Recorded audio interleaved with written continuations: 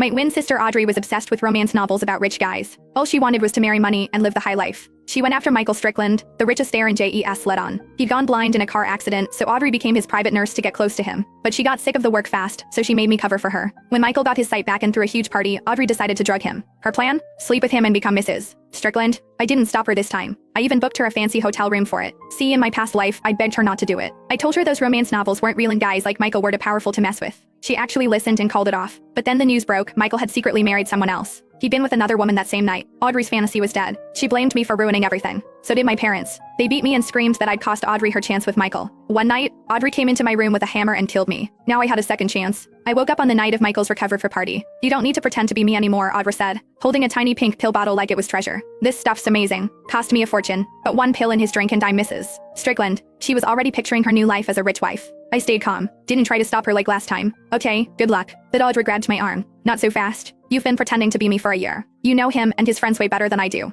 You're sticking around till I seal the deal. She threw me sunglasses and a mask. Cover up. If anyone finds out the truth, you're dead. Got it? After a year as Michael's caretaker, I knew the truth. He wasn't some clueless rich kid. He was sharp and ruthless. Audrey thought she could outsmart him. She was walking into her own grave. She strutted over with the spiked wine. Michael drank it, and within minutes his face was red, his body swaying. Audrey rushed to help him upstairs. I slipped her a hotel keycard. Room 800. Her eyes lit up. Maybe you're not totally useless. Once I'm Mrs. Strickland, I'll get you a job with a driver or bodyguard. Set you up for life. Guide the door. Don't let anyone interrupt. If this fails, Mom and Dad will destroy you. I followed upstairs but stood across the hall instead. Minutes later, thud. The door flew open and Michael stumbled out. Michael was breathing hard, his face twisted with rage. He looked ready to explode. Audrey was out cold on the floor with a bloody gash on her head. I knew it. No way she could pull this off. She got off easy with just a beating. When Michael sobered up, she might not survive. I turned to leave when someone grabbed my wrist. Michael yanked me into the next room. I still had my mask on. My eyes met his, wide with fear. The dim lights threw shadows on the walls. He pinned me against one, his voice rough. Your scent. Your body. I know you, don't I? I froze. We'd spent a year together. If I spoke, he'd recognize me instantly. I couldn't let anything happen between us. I'd end up just like Audrey. I tried to break free, but even drugged, he was way stronger. I opened my mouth to scream when he leaned in close. Your eyes. They're beautiful. I thought he'd recognize me. Then he ripped off my mask and kissed me. Panic shot through me.